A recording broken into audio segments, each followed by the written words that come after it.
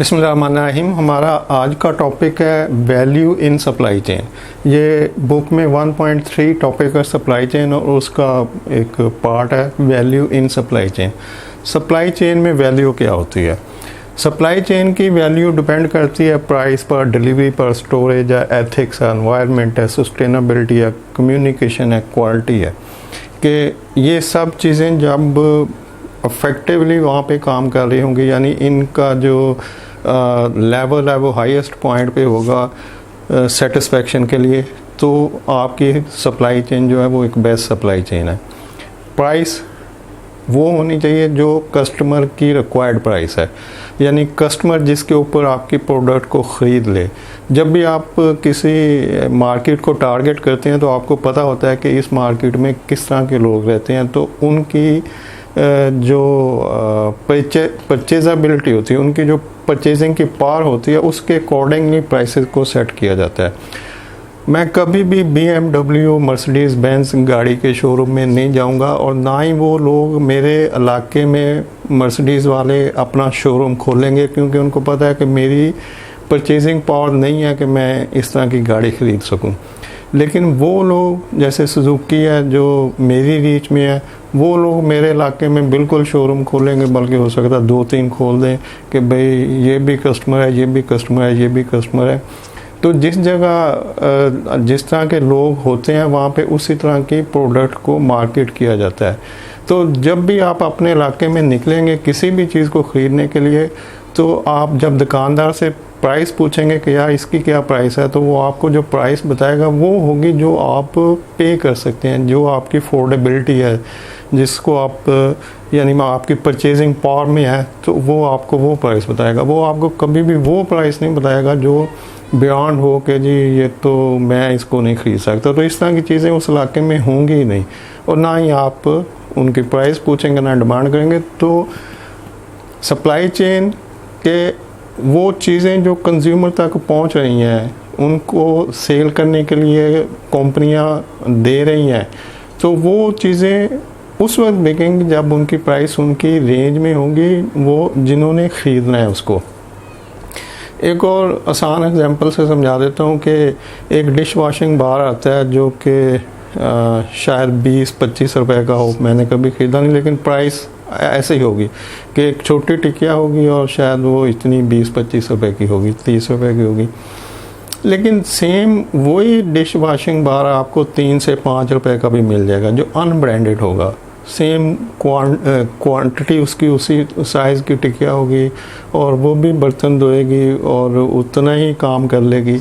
जितना कि वो ब्रांडेड करती है। हाँ, क्वालिटी का कुछ फ़र्क हो सकता है या कुछ ब्रांड लॉयल्टी हो सकती है कि जिन्होंने वो जो लोग पे कर सकते हैं वो उसी ब्रांड के ऊपर जाएंगे। लेकिन जब भी आप किसी ऐसे इलाके में जाएं जहाँ लोगों की परचेजिंग पावर कम होगी, तो वहाँ पे जितने भी शॉपकीपर होंगे, जनरल स्टोर वाले, उनके पास वो कम प्राइस वाली अनब्रांडेड टिकिया पड़ी होगी। ऐसे बाकी चीज़ों के साथ भी होता है कि जो कम परचेजिंग पावर वाले लोग होते हैं वहाँ पे कम कीमत वाली चीज़ें होती हैं। तो प्राइस हमेशा वो होनी चाहिए जो लोग पे कर सकें और आपकी चीज़ को फ़ौरन पिक करें, उठाएं और ख़रीद के ले जाएं। तो अगर ऐसे होता है तो फिर इसका मतलब कि आप सप्लाई चेन की वैल्यू को रिसीव कर रहे हैं। वो कंपनी वो जो जिसकी चीज़ें सेल हो रही हैं उसकी सप्लाई चेन बेस्ट है कि चीज़ें सप्लाई हो रही हैं और लोग ख़रीद रहे हैं और कीमत का कोई प्रॉब्लम नहीं है। तो प्राइस से मुराद है कि लोगों की परचेजिंग पावर के अकॉर्डिंगली प्राइस होनी चाहिए, तो फिर ही आप सप्लाई चेन की वैल्यू को अपने अचीव कर सकते हैं। डिलीवरी से हमारा कि आप टाइमली जिस वक्त लोगों को ज़रूरत है वहाँ पे चीज़ अवेलेबल हो। ये नहीं कि जब मुझे नाश्ते के लिए ब्रेकफास्ट चाहिए और मैं जाऊँ तो वो कह जी अभी गाड़ी नहीं आई। तो ये जो गाड़ी नहीं आई का मतलब है कि इसका मतलब कि वो चीज़, वो ब्रेड जो मैं डिमांड कर रहा था जी मुझे ये वाली चाहिए, तो वो फिर कभी नहीं बिकेगी। तो डिलीवरी जब स्मूथ होगी, जब वहाँ पे चीज़ें अवेलेबल होंगी शेल्फ पे, और वो कब होंगी जब आपकी supply chain best supply chain होगी। जब आप सप्लाई चेन को फुली यूटिलाइज़ कर रहे होंगे तो आपकी डिलीवरी स्मूथ होंगी, चीज़ें शेल्फ पर अवेलेबल होंगी, तो आप सप्लाई चेन की वैल्यू उसी वक्त अचीव कर सकते हैं जब आपकी डिलीवरीज टाइमली हो रही होंगे। स्टोरेज भी प्रॉपर होनी चाहिए। जो पेरिशेबल चीज़ें हैं उनके लिए उस तरह की स्टोरेज होनी चाहिए, जो लॉन्ग लाइफ चीज़ें हैं उनके लिए उस तरह की स्टोरेज होनी चाहिए, जो वेट वाली चीज़ें हैं उनकी स्टोरेज नीचे होनी चाहिए, जो कम वेट वाली हैं ऊपर होनी चाहिए। इस तरह की जितनी भी स्टोरेज के लिए जो बेस्ट प्रैक्टिसेस हैं, अगर वो दुकानदार या रिटेलर या जो भी स्टोर जहाँ पे चीज़ें अवेलेबल हैं सेल करने के लिए, तो अगर वो इनको इम्प्लीमेंट नहीं करता तो होगा ये कि अगर वज़नी चीज़ें ऊपर पड़ी हैं तो नीचे वाली चीज़ें डैमेज हो सकती हैं। अगर पेरिशेबल चीज़ों के लिए प्रॉपर टेम्परेचर प्रोवाइड नहीं किया जाता तो वो डैमेज हो सकती हैं। तो स्टोरेज अगर प्रॉपर नहीं हो तब भी आप अपनी वैल्यू चेन में वैल्यू को अचीव नहीं कर सकते सप्लाई चेन में। तो स्टोरेज प्रॉपर होगी तो ही आप अपनी सप्लाई चेन को बेस्ट यूटिलाइज कर समझ सकते हैं या उससे वैल्यू अचीव कर सकते हैं। एथिक्स से मुराद है कि आप जितनी भी अनएथिकल प्रैक्टिसेस है वो नहीं होनी चाहिए आपकी सप्लाई चेन में। अनएथिकल में कुछ भी हो सकता है, जैसे चाइल्ड लेबर हो सकती है, जैसे लॉन्ग आवर वर्किंग हो सकती है बगैर ओवर टाइम के, या कुछ और इस तरह की। तो अगर कोई कंज्यूमर समझे कि जी यहाँ पे चाइल्ड लेबर यूज़ हो रही है इसकी सप्लाई चेन में या इसकी प्रोडक्शन में या किसी भी जगह इस प्रोडक्ट की मैन्युफैक्चरिंग में, तो वो उस प्रोडक्ट को कभी भी नहीं लेगा। दुनिया में जितने भी सिस्टम इम्प्लीमेंट हुए हैं वो इसलिए हुए हैं कि लोग केयर करते हैं अपनी भी, दूसरों की भी, सोसाइटी की भी। वो कहते हैं कि अगर ये हो रहा है तो हम इस पे बाइकआउट करेंगे, हम इस पे एहतजाज करेंगे, ऐसे नहीं होना चाहिए। तो जब इस तरह की प्रैक्टिसेस होती हैं तो फिर लोगों की जो रिटेलर होते हैं उनकी सेल कम हो जाती है। फॉर एग्ज़ाम्पल, आप किसी हाइपर मार्केट में जाएं और आपको पता लगे कि ये जो प्रोडक्ट है इसके पीछे ये अनएथिकल प्रैक्टिसेस चल रही हैं, तो आप उस ब्रांड को या उस प्रोडक्ट को कभी भी ख़रीदना पसंद नहीं करेंगे, बल्कि उसका बाइकआउट कर देंगे। और फिर आजकल तो सोशल मीडिया पर जैसे ही कुछ होता है कुछ ऐसा जिसके ऊपर आप एहतजाज करना चाहे, तो आप उसकी तस्वीरें लगा के लोगों को कन्विंस करना शुरू कर देते हैं कि जी इसको ज़रूर बाइकआउट करें, इस मुल्क की इस प्रोडक्ट का फ़ौरन बाइकआउट करें, और उसके पीछे फिर लाइन लग जाती है लोगों की। तो ये जो एहतजाज जब होता है तो इसका मतलब कि उस प्रोडक्ट का तो फिर मतलब आगे कोई स्कोप नहीं है, तो वो प्रोडक्ट ना सेल होगी ना उस पर, तो वहाँ पे जितनी भी सप्लाई चेन की कोई बेनिफिट वहाँ पे नहीं आप ले सकते। तो इसका मतलब कि एथिकली उस आपकी जो सप्लाई चेन है वो इतनी स्ट्रॉन्ग होनी चाहिए, उसमें जो बेस्ट एथिकल प्रैक्टिसेस है वो इम्प्लीमेंट होनी चाहिए, कोई भी अनएथिकल एक्टिविटी नहीं होनी चाहिए। तो तभी आप सप्लाई चेन में अपनी बेस्ट वैल्यू को अचीव कर सकते हैं। एनवायरनमेंट भी सिमिलरली जैसे एथिक के मतलब बताया, अगर आपकी ऐसी प्रोडक्ट जो आप स्टोर में जाते हैं, आप देखते हैं कि मुझे इसको ख़रीदना चाहिए और आप समझे कि नहीं ये कंपनी एनवायरनमेंट को डैमेज कर रही है, जैसे कोई अगर केमिकल मैन्युफैक्चरिंग है या कोई ऐसी जहाँ से वेस्ट ज़्यादा प्रोड्यूस हो रही है, तो और उनकी जो प्रोडक्ट्स होंगे वो जब मार्केट में आएंगी और जब कंज्यूमर उसको ख़रीदने लगेगा, अगर उसको कंज्यूमर को ये पता चल जाए कि इस प्रोडक्ट की प्रोडक्शन में या सप्लाई चेन इसके पीछे जितना भी काम हुआ है प्रोडक्ट को यहाँ तक पहुँचाने में, यहाँ पे एनवायरनमेंट डैमेज हो रही है, तो वो सिमिलर जैसे एथिक्स वाले टॉपिक में बताया कि लोग बाइकआउट करेंगे, लोग कहेंगे कि नहीं ये कंपनी ठीक नहीं है इसका। जैसे कुछ अर्सा पहले सीमेंट प्लांट के मतलब कोर्ट ने कुछ इश्यूज़ रेज़ किए थे कि जी ये पानी निकाल रहे हैं, ज़मीन से पानी ख़त्म हो रहा है और इस तरह की और चीज़ें। तो जब इस तरह की चीज़ें एडवर्टाइज़ की जाती हैं या लोगों को बताई जाती हैं तो लोगों की अवेयरनेस बढ़ती है और वो उन कंपनियों की प्रोडक्ट्स का फिर बाइकआउट कर देते हैं। तो जब बाइकआउट होगा तो इसका मतलब कि बिज़नेस फ्लॉप है, तो आपकी जो भी प्रैक्टिसेस हो रही हैं वो सप्लाई चेन में है, मैन्युफैक्चरिंग में है, जहाँ पे भी आप एनवायरनमेंट को डैमेज कर रहे हैं तो आपकी प्रोडक्ट के सेल होने के चांसेस मिनिमम हो जाते हैं। तो आप एनवायरनमेंट की प्रोटेक्शन करते हैं, एनवायरनमेंट को फ्रेंडली रखते हैं, एनवायरनमेंट को बेहतर रखने के लिए काम करते हैं। बहुत सारे बल्कि सब कॉरपोरेट सेक्टर जो है वो शजरकारी में हिस्सा लेता है और जो भी एनवायरनमेंट के लिए कर सकता है वो बेहतर करता है। वेस्ट मैनेजमेंट के तरीके अपनाए जाते हैं ताकि पानी को वेस्ट जो है वो डेंजरस वेस्ट आगे ना जाए। और एनवायरनमेंट जो है वो आपकी नीट एंड क्लीन है। तो ये कॉर्पोरेट रिस्पॉन्सिबिलिटी है कंपनियों की कि वो एनवायरनमेंट को ठीक रखें। अगर नहीं रखेंगी तो उनकी प्रोडक्ट सेल होने के चांसेस कम हो जाते हैं। सस्टेनेबिलिटी इस्तेकाम होता है, मुस्तहकम पायदारी, किसी चीज़ की पायदारी। तो अगर कोई चीज़ सस्टेनेबल नहीं है, यानी जितनी लाइफ उसकी बताई जाती है कि ये इतनी लाइफ चलेगी, तो अगर वो उतनी लाइफ नहीं चलती तो इसका मतलब कि वो फिर फ्लॉप प्रोडक्ट है। फिर उसके पीछे जितनी मर्ज़ी स्ट्रॉन्ग आपकी सप्लाई चेन हो, मैन्युफैक्चरिंग हो, जो भी मर्ज़ी पीछे काम हो रहा है, वो उस वक्त ख़त्म हो जाता है जब उसकी प्रोडक्ट की पायदारी में प्रॉब्लम आ जाए। कम्युनिकेशन इंफॉर्मेशन का फ़्लो है कि जब भी आप प्रोडक्ट को लेने जाते हैं, अगर आपको प्रॉपर इंफॉर्मेशन नहीं मिलती, जैसे आप एक बंदा हेल्थ कॉन्शियस है और वो चाहता है कि मुझे ये जो मैं मिल्क पैक ख़रीद रहा हूँ इसके ऊपर जो न्यूट्रिशनल फैक्ट है वो लिखे हों, या वो कोई कोला ड्रिंक लेता है तो वो अगर चाहता है कि मैं ज़ीरो कोला लूँ तो वो जो ज़ीरो बोतल है उसके ऊपर प्रॉपर इंफॉर्मेशन नहीं है, उसकी कोई शुगर लेवल कोई और जो जिससे वो कॉन्शियस है वो प्रॉपरली मेंशन नहीं है, तो वो उस प्रोडक्ट को नहीं लेगा। क्योंकि ये उसके लिए हेल्थ हैज़र्ड है। तो कम्युनिकेशन यानी कि इंफॉर्मेशन जो उस कंज्यूमर को चाहिए आपकी प्रोडक्ट से, वो प्रॉपर उस प्रोडक्ट के साथ होनी चाहिए। जैसे फार्मास्यूटिकल कंपनीज़, बेशक लोग पढ़े या ना पढ़े, लेकिन हर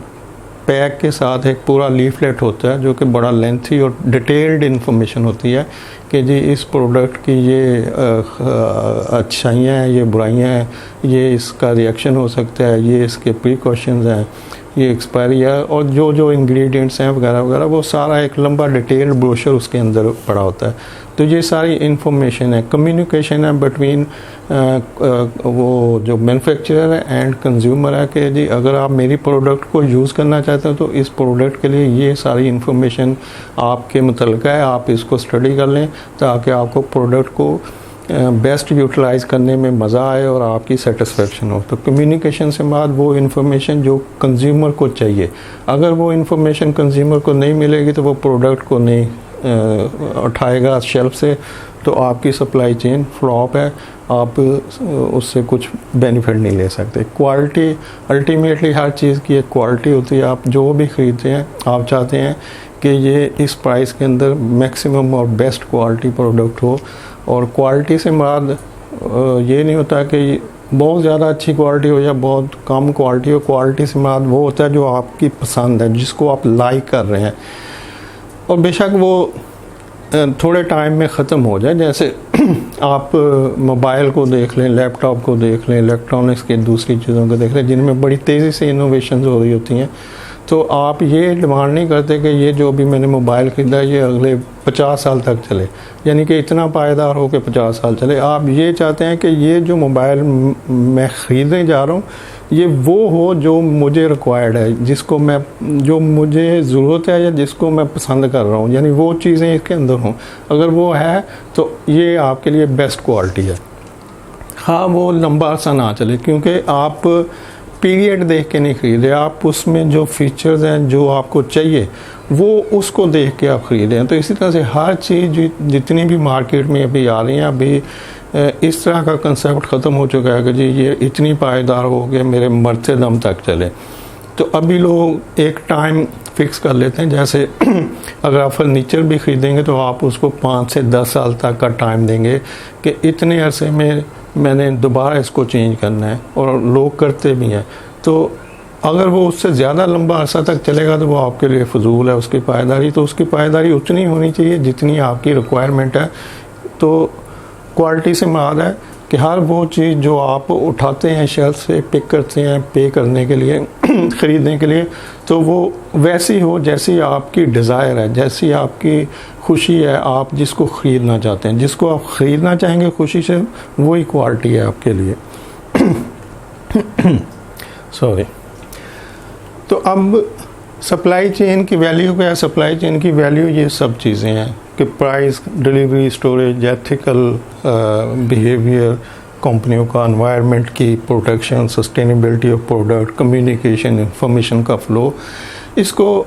आप उस वक्त और आसानी से समझ सकेंगे जब आप इसको प्रोक्योरमेंट ना समझें, मतलब प्रोक्योरमेंट से हट के आप सोचें कि अगर आप एक स्टोर में खड़े हैं, किसी हाइपर मार्केट में खड़े हैं, किसी दुकान पर खड़े हैं और आप कंज्यूमर हैं, तो अब आपने जो चीज़ आप वहाँ से लेना चाह रहे हैं उसको आप